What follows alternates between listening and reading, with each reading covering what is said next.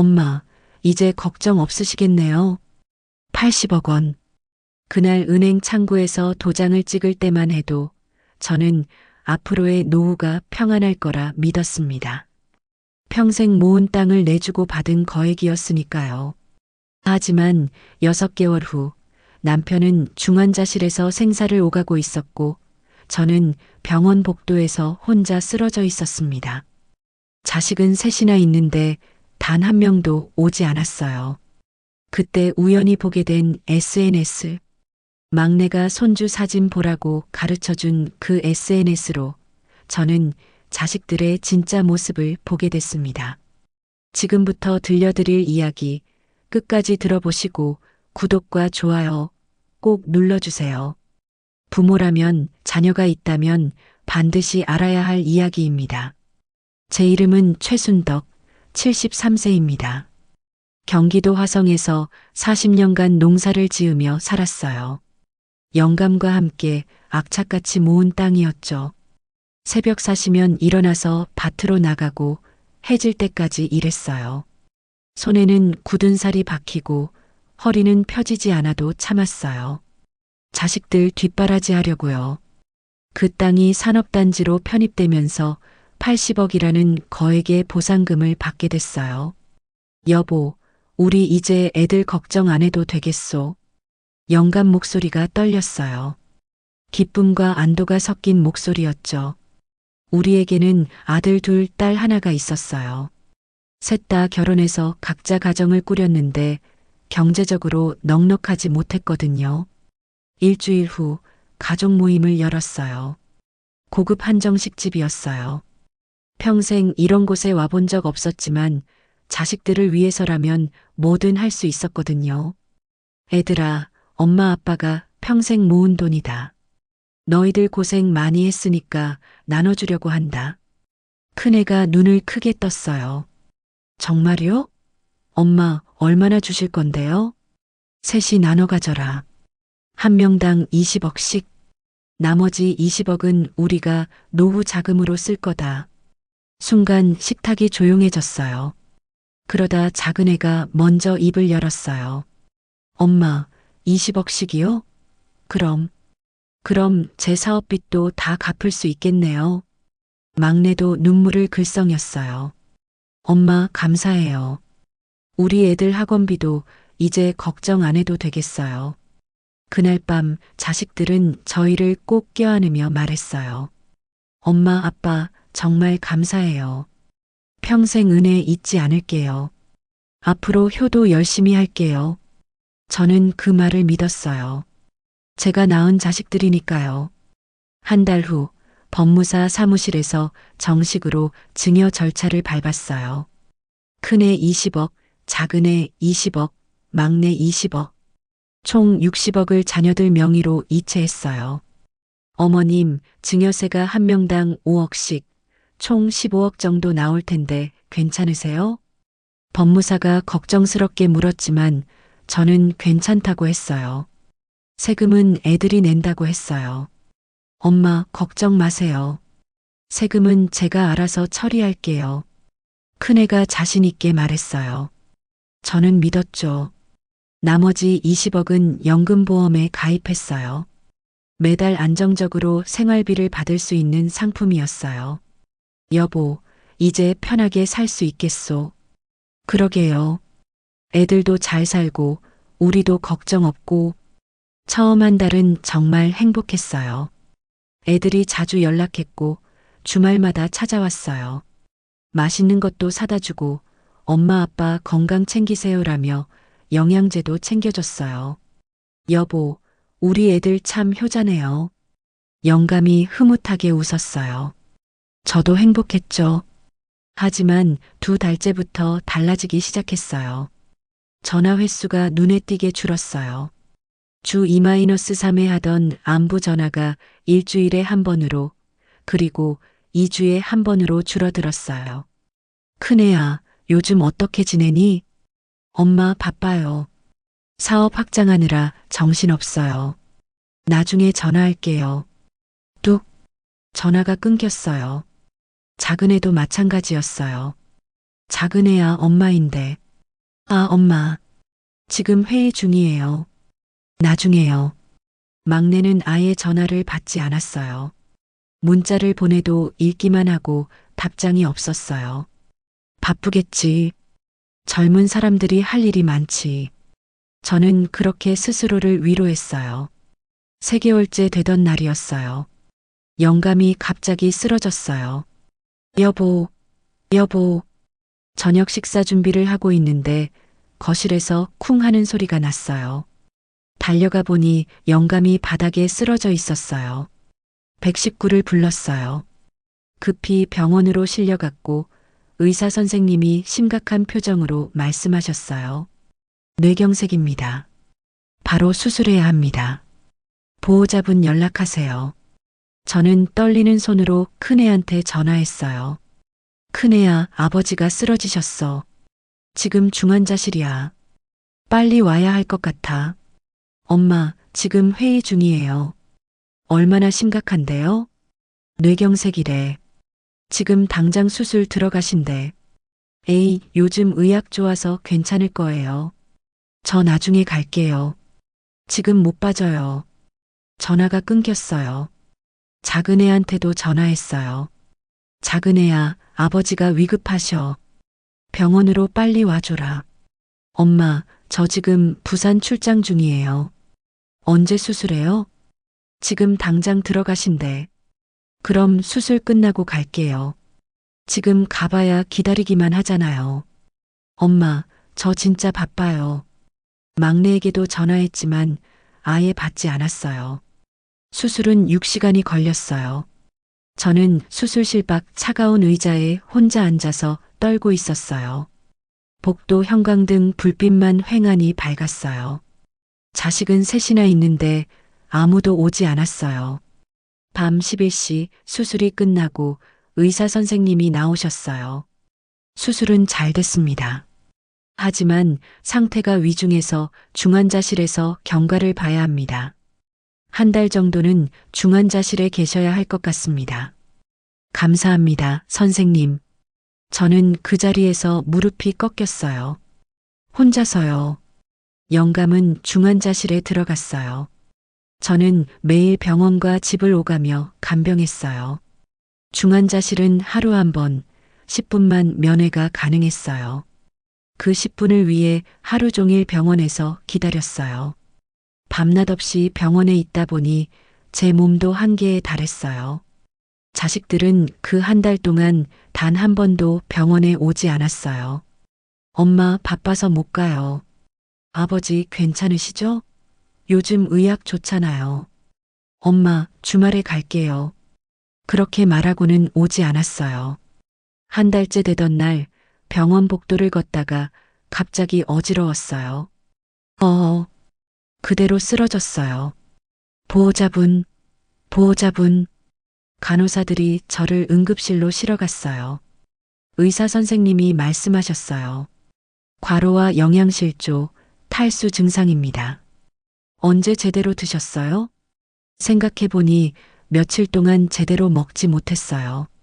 병원 자판기에서 컵라면으로 때우고 물도 제대로 안 마셨어요. 보호자분, 이러시다가 큰일 납니다. 가족분들한테 연락해서 교대로 간병하셔야죠. 간호사가 제 휴대폰으로 큰애한테 전화를 걸어줬어요. 여보세요? 환자분 보호자세요?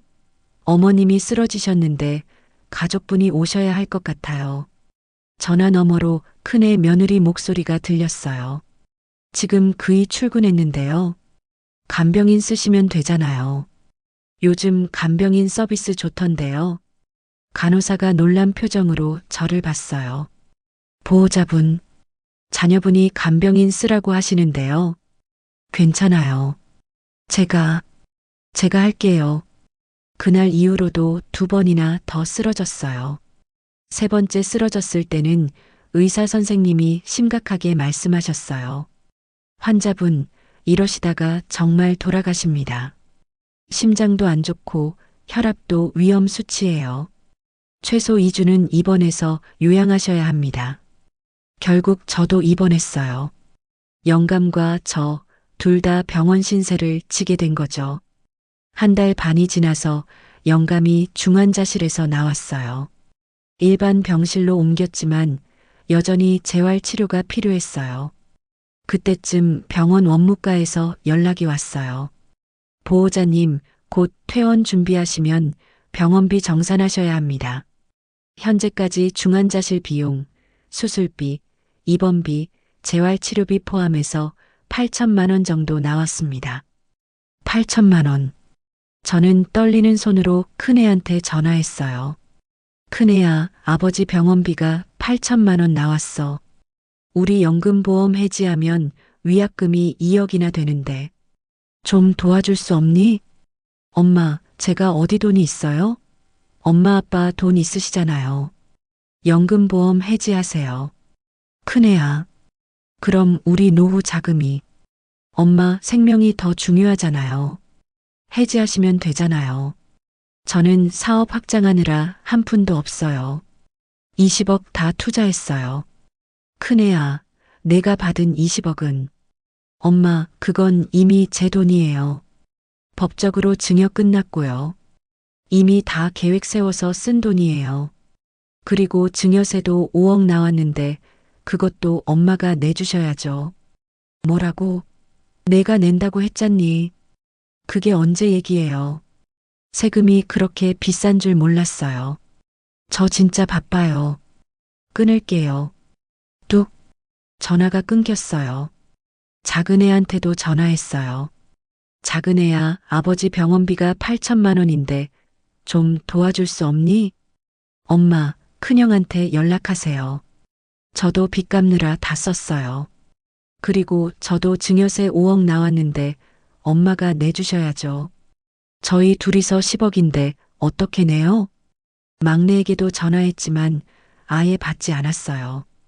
결국 저는 보험사에 가서 연금보험을 해지했어요. 담당 직원이 말했어요. 어머님, 중도 해지하시면 위약금으로 10%인 2억 원을 공제합니다. 18억만 받으시는 거예요. 정말 해지하시겠어요? 네. 어쩔 수 없어요. 18억을 받았어요. 20억이 18억이 됐어요. 병원비 8천만 원을 냈어요. 그리고 며칠 후 세무서에서 증여세 고지서가 왔어요. 자녀 셋의 증여세 총 15억. 자식들은 아무도 내지 않았어요. 결국 그것도 제가 냈어요. 18억에서 병원비 8천만 원, 증여세 15억을 내니까 손에 남은 건 2억 2천만 원이었어요. 여보, 20억이 2억밖에 안 남았소. 영감이 병상에서 눈물을 흘렸어요. 저도 울었어요. 평생 모은 땅 80억 중 60억을 자식들한테 줬는데 우리 목 20억은 2억으로 줄어들었어요. 그날 이후 저는 자식들을 더 이상 믿을 수 없었어요.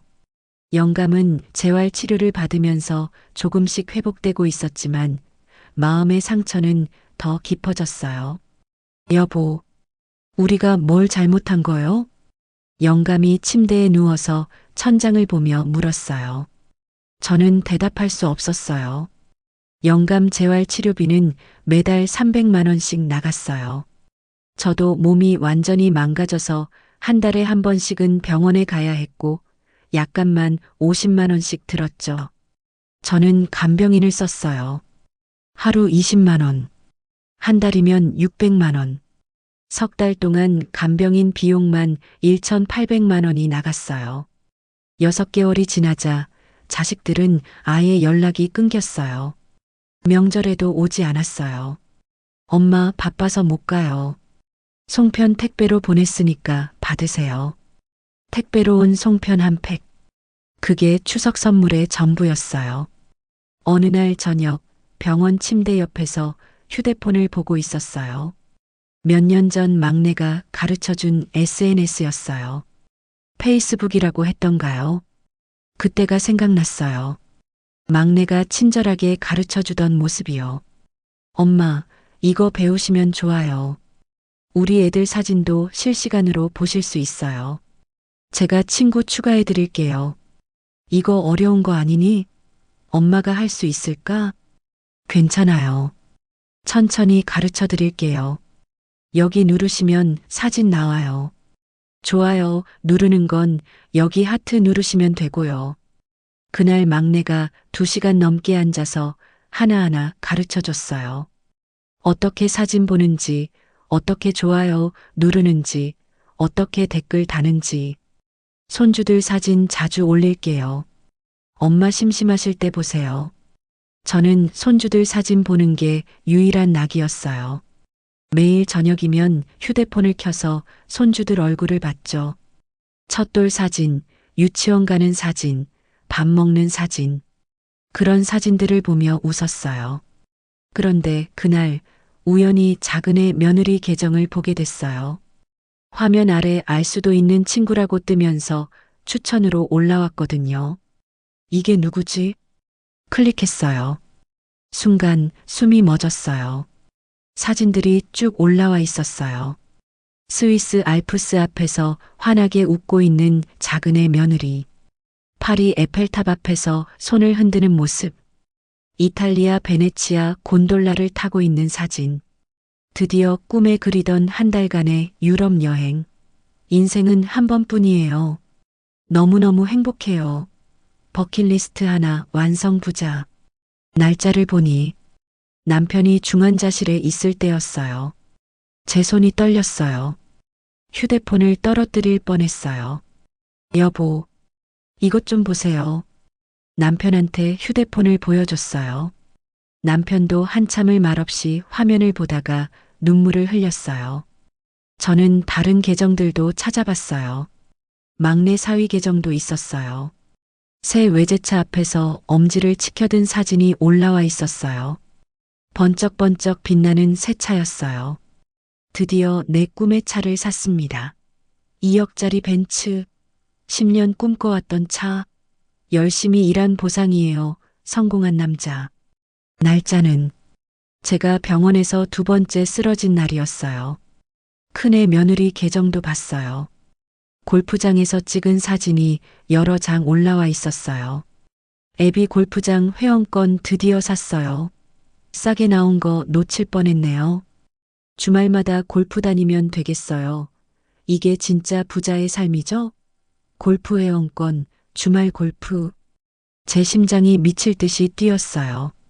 막내가 손주들 사진 보라고 가르쳐준 SNS로 자식들이 부모를 버리고 어떻게 사는지 보게 된 거예요. 여보, 막내가 가르쳐준 SNS예요. 손주들 보라고 가르쳐준 건데. 저는 울면서 말했어요. 남편도 침대에서 고개를 돌려 울었어요. 우리가 그렇게 한심한 부모였나? 그날 밤 저는 잠을 한숨도 못 잤어요. 며칠 후 저는 큰애 집을 찾아갔어요. 서울 강남에 있는 고급 아파트였어요. 경비원이 있는 단지였어요. 초인종을 눌렀어요. 큰애 며느리가 나왔어요.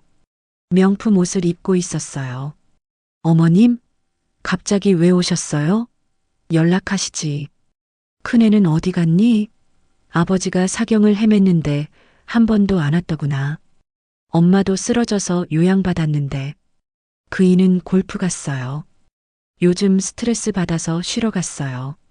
주말마다 가요. 골프? 회원권도 샀다며? SNS에서 봤어. 큰애 며느리의 얼굴이 순간 굳었어요. 어머님이 어떻게? 어머님 SNS 하세요? 막내가 가르쳐줬어. 손주들 사진 보라고. 그 순간 가슴이 찹찹했어요. 큰애한테 전화 좀 해줘라. 몸이 상하니 몸도 마음도 너무 지치고 힘들어. 바쁘더라도 너희들이 이젠 좀 신경을 좀 써줬으면 좋겠다. 어머님, 이제 돈 다 쓴 거 아시잖아요. 저희도 생활비 빠듯해요. 그리고 어머님 아버님도 아직 2억 남아 있으시잖아요. 그걸로 사시면 되잖아요. 그 돈은 우리 마지막 노후 자금인데 그거 있느니 알아서 살다 죽으라 이거냐. 모든 걸 돈으로 보는 며느리의 이야기에 너무 화가 났어요. 너희는 골프 회원권 사고 작은 애네는 유럽 여행에, 막내 사위는 2억짜리 차 사고, 그건 저희가 번 돈으로 산 거예요. 우리가 준 20억으로. 큰애 며느리가 문을 닫았어요. 제 얼굴에 대고, 죄송하지만 어머님, 법적으로 이미 저희 돈이에요. 더 이상 할 말 없어요. 쾅! 문이 닫혔어요. 저는 그날 울면서 집에 돌아왔어요. 버스를 타고 이 시간을 울면서 왔어요.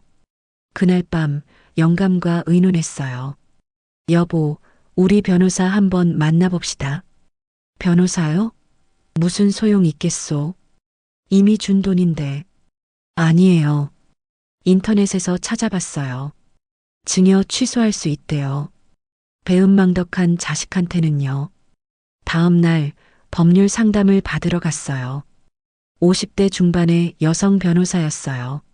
저희 이야기를 1시간 넘게 들으시더니 변호사님이 고개를 끄덕이셨어요. 충분히 증여 취소가 가능합니다. 민법 558조에 따르면 수증자가 증여자에 대해 부양 의무를 이행하지 않거나 배은망덕한 행위를 한 경우 증여를 취소할 수 있어요. 정말요? 네. 증여 후 1년 이내에 청구해야 하는데 아직 6개월밖에 안 지났으니 가능합니다. 그리고 증여세도 자녀들이 부담하기로 했는데 부모님이 내신 거잖아요. 이것도 증여 취소에 강력한 근거가 됩니다. 처음으로 희망이 보였어요. 하지만 소송은 쉽지 않을 겁니다. 자녀들이 순순히 응하지 않을 테니까요. 증거를 철저히 모으셔야 합니다. 증거요? 네.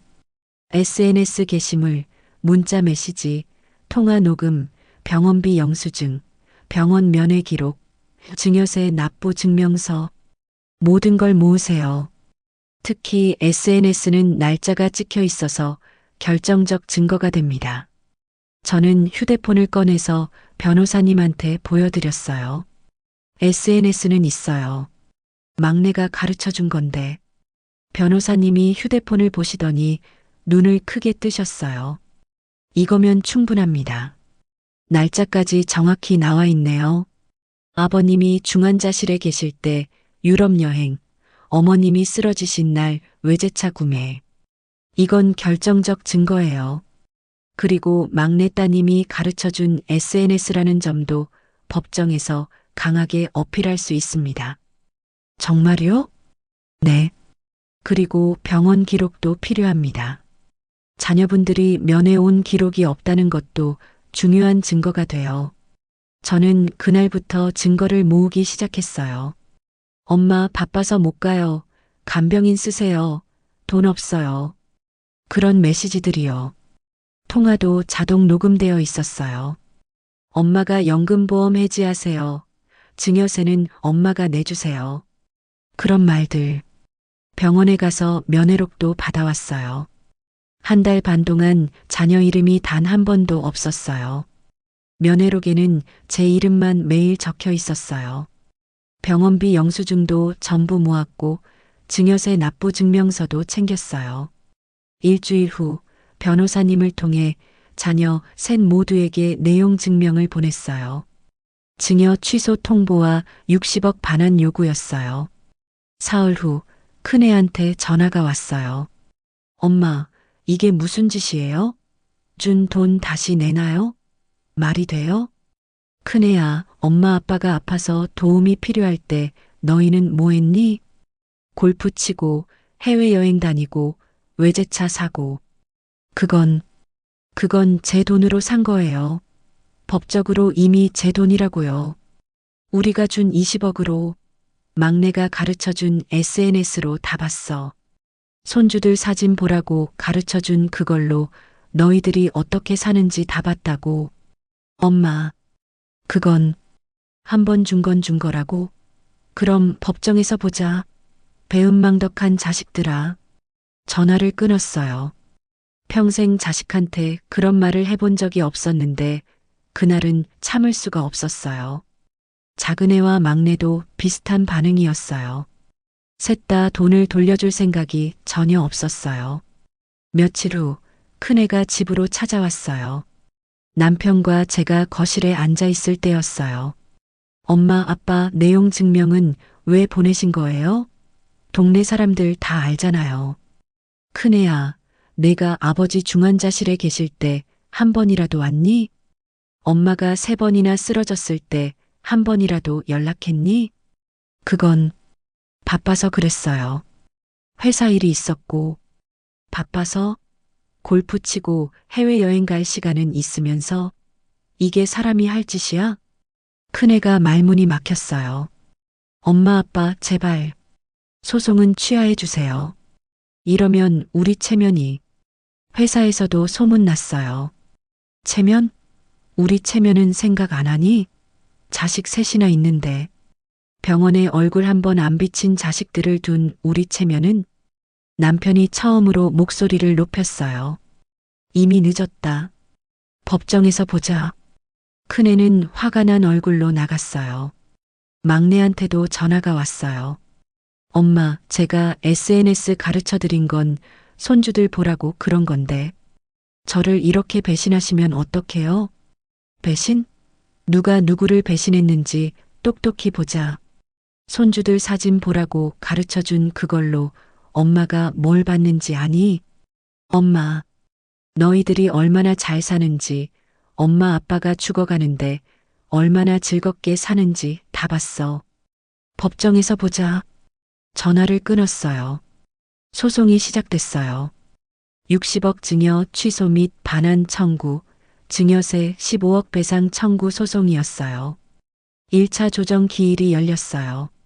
법원 조정실에서 자식들과 마주 앉았어요. 자식들은 각자 변호사를 데리고 왔더라고요. 어머님, 이미 증여하신 건데 왜 이러세요? 법적으로 완료된 거예요. 큰애가 따지듯이 말했어요. 조정위원이 끼어들었어요. 자녀분들, 부모님이 위급하실 때 병원에라도 가셨나요?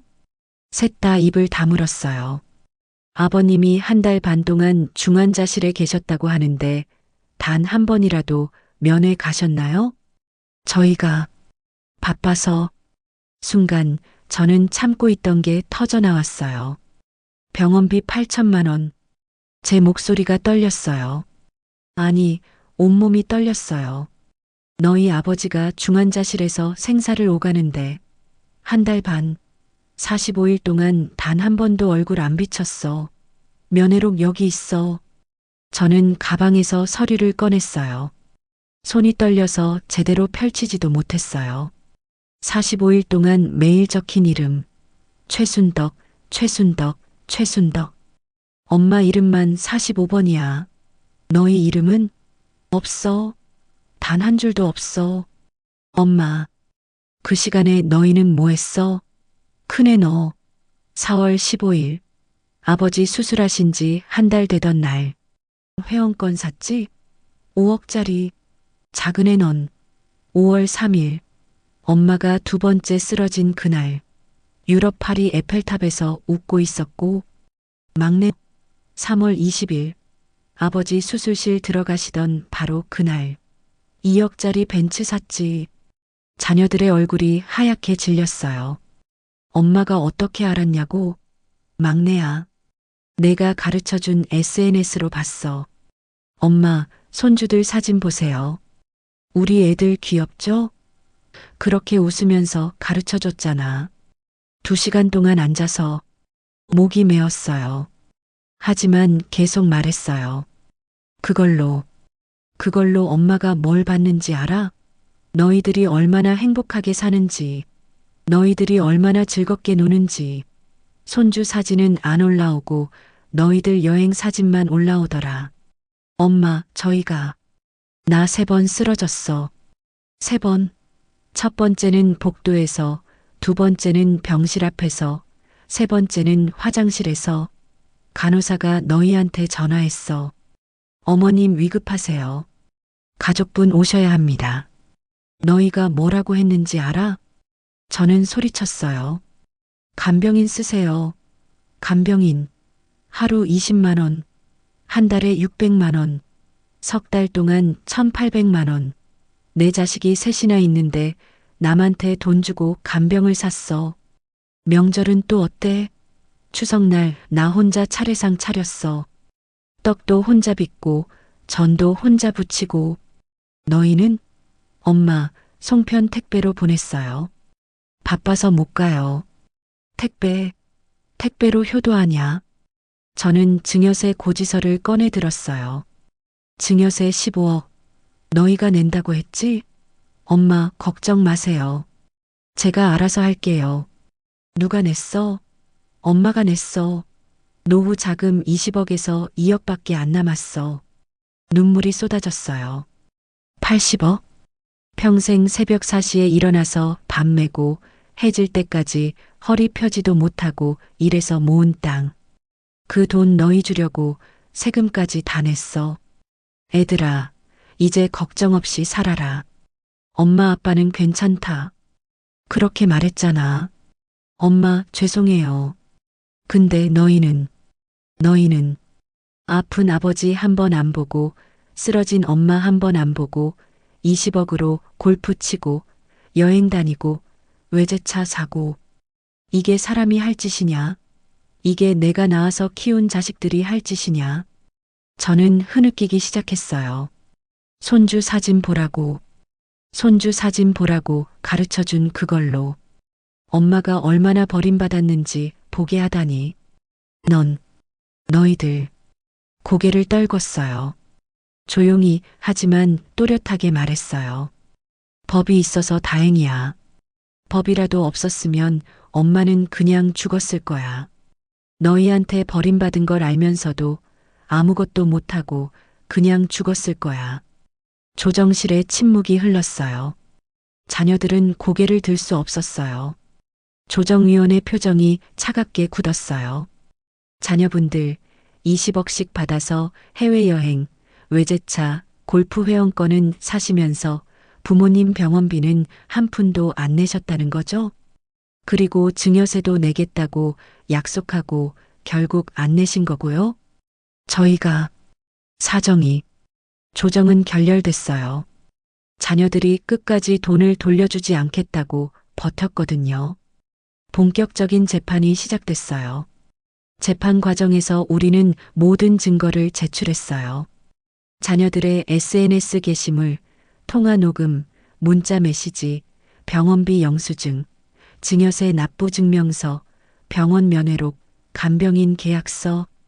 특히 결정적이었던 건 자녀들의 SNS였어요. 타임스탬프가 정확히 찍혀 있었거든요. 변호사님이 법정에서 하나하나 제시했어요. 아버님이 중환자실에 계신 2025년 4월 15일, 피고 일큰애의 배우자는 골프장 회원권 구매 인증을 올렸습니다. 어머님이 두 번째로 쓰러져서 입원하신 2025년 5월 3일, 피고 이자근혜의 배우자는 유럽 파리에서 여행 중이었습니다. 아버님 수술 당일인 2025년 3월 20일, 피고 삼막내의 배우자는 2억 원짜리 외제차 구매 인증을 했습니다.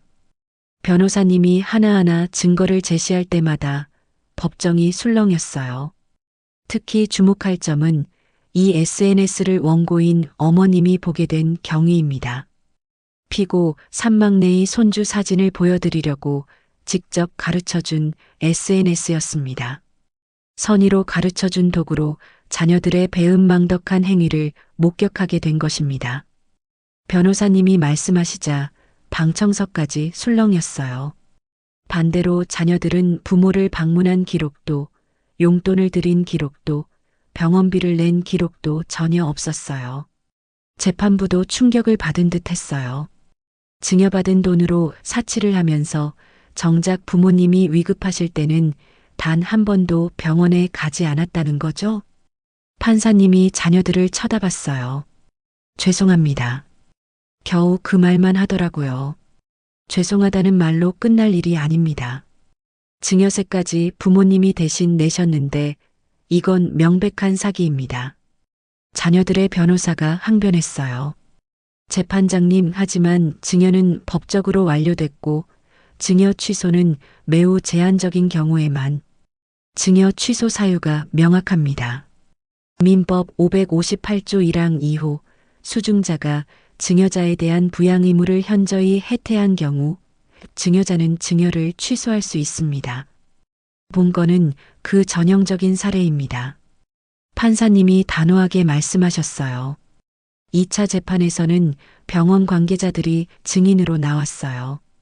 어머님이 3번이나 쓰러지셨는데 자녀분들 중 단 한 명도 병원에 오신 적이 없습니다. 간호사들이 자녀분들한테 연락했는데 간병인 쓰라는 말만 하셨습니다. 아버님이 중환자실에 1달 반 동안 계셨는데 면회록을 확인해 보니 자녀분들 이름이 단 한 번도 없습니다. 매일 어머님 혼자 오셨어요. 증인들의 증언이 이어질 때마다 저는 울었어요. 억울함이 터져 나왔어요. 3개월간의 재판 끝에 판결일이 왔어요. 2025년 9월 30일 판결일이었어요. 주문. 피고들은 원고에게 각각 20억 원씩 총 60억 원을 반환하라. 또한 원고가 대신 납부한 증여세 15억 원을 연대하여 원고에게 배상하라. 판결문을 읽는 판사님의 목소리가 법정에 울려 퍼졌어요. 본 재판부는 피고들의 행위가 민법 558조에서 정한 배은망덕 행위에 해당한다고 판단한다. 증여자인 부모가 위중한 상황에서도 단 한 번의 면회도 없었고 증여세까지 부모에게 떠넘긴 행위는 도의적으로도 법적으로도 용납될 수 없다. 저는 그 자리에서 울었어요. 억울함이 풀리는 눈물이었어요. 영감도 제 손을 꼭 잡으며 눈물을 흘렸어요. 자녀들은 고개를 떨구고 있었어요. 항소하겠습니다. 큰애가 소리쳤지만 자녀들의 변호사가 말렸어요. 항소해도 이길 수 없습니다. 증거가 너무 명확하고 판례도 불리합니다. 항소하면 소송 비용만 더 들어갑니다. 결국 자녀들은 항소를 포기했어요. 1달 후 60억이 저희 계좌로 돌아왔어요. 증여세 15억도 자녀들이 나눠서 갚았어요. 하지만 이야기는 여기서 끝나지 않았어요. 소송 과정이 언론에 보도됐거든요. 80억 증여받고 부모 버린 폐륜 자식들이라는 제목으로요. 자녀들의 직장, 이웃, 자녀들 학교에 소문이 퍼졌어요. 큰애는 회사에서 승진 누락됐고 결국 권고사직을 당했어요. 사내 게시판에 기사가 퍼지면서 직장 생활이 불가능해졌대요. 작은애는 사업 파트너들이 전부 등을 돌렸어요. 그런 사람과는 사업 못한다며 계약을 파기했대요. 사업이 완전히 망했어요.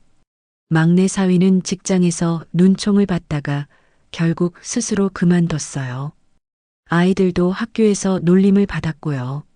엄마, 이제 됐잖아요. 언론에까지 나가게 하시면 어떡해요. 우리 애들이 학교에서 괴롭힘 당해요. 막내가 울면서 전화했어요. 너희가 잘못한 거 아니니? 알았어요. 잘못했어요. 그런데 이러면 우리 애들까지 피해보잖아요. 내가 너희 애들 생각은 하면서 왜 아픈 아버지 생각은 안 했니? 내가 가르쳐준 SNS로 엄마가 얼마나 마음 아팠는지 아니? 전화를 끊었어요. 그 후로 자녀들은 매주 찾아왔어요. 용서를 빌러요. 엄마, 아빠, 정말 죄송해요. 제가 정신이 나갔어요. 돈 때문에 미쳤었어요. 다시는 그러지 않을게요. 제발 용서해 주세요. 하지만 저는 쉽게 용서할 수 없었어요. 너희가 진심으로 반성한다면 행동으로 보여라. 그날 이후 자녀들이 달라졌어요. 매주 용돈을 보내줬고 주말마다 찾아왔어요. 명절에는 며느리, 사위까지 모두 왔고요. 하지만 저는 이미 마음의 결정을 내린 상태였어요. 여보, 우리 외국으로 갑시다. 외국이요? 네. 따뜻한 곳에서 여생을 보내고 싶어요. 여기서는 자식들 얼굴 보기 싫어요. 영감도 동의했어요. 75억을 들고 우리는 태국으로 떠났어요. 연금보험 위약금으로 잃은 2억, 소송 비용 3억을 제외하고 남은 돈이었죠. 방콕 외곽의 조용한 마을에 집을 샀어요. 한국 교민들이 많이 사는 동네였죠. 따뜻한 날씨, 저렴한 물가, 친절한 사람들. 모든 게 좋았어요. 무엇보다 자식들 눈치 안 보고 살 수 있다는 게 제일 좋았어요. 영감의 건강도 좋아졌어요. 따뜻한 날씨 덕분이었죠. 재활 치료도 꾸준히 받으면서 이제는 지팡이 없이도 걸을 수 있게 됐어요. 여보, 여기 와서 정말 잘한 것 같소? 영감이 웃으며 말했어요. 저도 웃었어요. 오랜만에 진심으로 웃었어요. 자녀들은 가끔 전화해요. 엄마, 언제 한국 오실 거예요? 모르겠다. 여기가 좋으니까. 엄마, 제가 SNS 가르쳐 드린 건, 그래, 내 덕분에 진실을 알았어. 손주들 사진도 잘 보고 있다. 너희들 근황도 잘 알고 있고. 엄마, 내가 진짜 효도하고 싶으면 우리 조용히 살게 내버려둬라. 이제는 제가 원하는 대로 살고 싶어요. 75억이면 태국에서 왕처럼 살 수 있어요. 매달 1천만 원씩 써도 60년 넘게 쓸 수 있거든요. 요즘은 한국 교민 친구들과 어울리며 지내요. 다들 비슷한 사연으로 한국을 떠나온 분들이에요. 자식이 뭐예요? 결국 남 되는 건데. 그래도 돈은 지키고 사셔야죠. 친구들 말이 맞아요. 돈은 끝까지 지켜야 해요.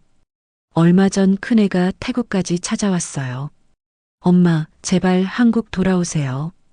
제가 정말 잘못했어요. 매일 후회하고 있어요. 싫다. 엄마, 내가 진짜 반성했으면 엄마 뜻대로 살게 놔둬라. 그게 효도다. 큰애는 울면서 돌아갔어요. 최근에 들은 소식인데 큰애는 다시 취직을 못하고 있대요. 배은망덕 기사가 검색에 계속 나온대요. 작은애는 사업이 완전히 망해서 빚더미에 앉았대요. 막내 사위도 재취업을 못하고 있고요. 그 소식을 들을 때마다 가슴 한구석이 아파요. 그래도 제 뱃속에서 나온 자식들인데 어떻게 마음이 편할 수 있겠어요. 밤에 잠을 못 이루고 뒤척일 때가 많아요. 큰애가 처음 걸음마를 배우던 모습, 작은애가 유치원 가기 싫다고 울던 모습, 막내가 엄마 치마폭에 매달려 엄마 사랑해 하던 모습, 그런 기억들이 자꾸만 떠올라요. 여보, 애들이 걱정돼서 잠이 안 오네요. 그렇게 말하면 영감도 한숨을 쉬며 대답해요. 나도 그래요. 그래도 어쩔 수 없소. 우리도 살아야 하니까. 아마 시간이 좀 지나면 부모 자식 간이라 마음이 무뎌지겠죠. 용서할 마음도 생기겠죠. 하지만 지금은 아직 너무 힘들어요. 영감이 중환자실에서 생사를 오가던 그 한 달 반. 차가운 복도에 혼자 앉아서 떨고 있던 그 시간들. 아무도 곁에 없었어요. 전화해도 안 받고 와달라고 해도 안 오고. 제가 쓰러졌을 때도 마찬가지였어요. 간호사가 자식들한테 연락했는데 간병인 쓰라는 말만 돌아왔죠. 그때 얼마나 괴롭고 힘들었는지 몰라요. 병원비 8천만 원을 어떻게 마련할까 고민하던 밤들. 증여세 15억을 내야 한다는 고지서를 받았을 때의 절망감. 연금보험을 해지하면서 2억이 날아가는 걸 바라봐야 했던 그 순간들. 그 시간들이 지옥 같았어요. 아무도 손 내밀어주지 않았어요. 아무도 곁에 있어주지 않았어요.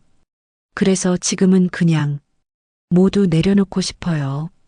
용서니, 화해니, 그런 것보다 지금은 아무 생각 없이 영감이랑 가만히 쉬고만 싶어요. 여보, 우리 오늘은 바닷가나 갈까요? 그럽시다. 바람이나 쐬고 옵시다. 이렇게 단순하게, 평범하게, 조용하게 살고 싶어요. 73년을 살면서 처음으로 제 마음대로 살고 있어요.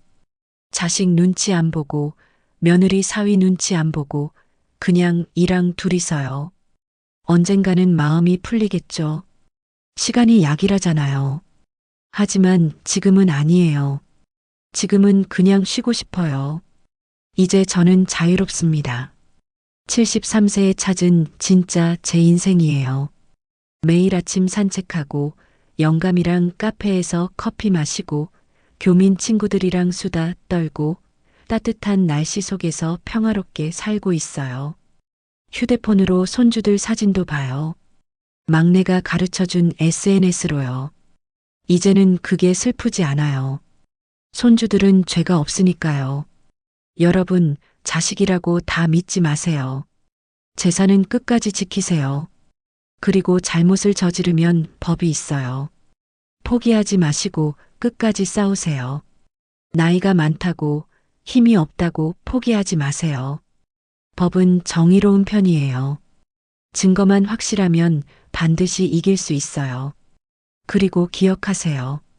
아무리 힘들어도 당신의 인생은 당신 것이라는 걸요. 구독과 좋아요 부탁드립니다. 여러분 모두 당당하게 행복하게 사세요.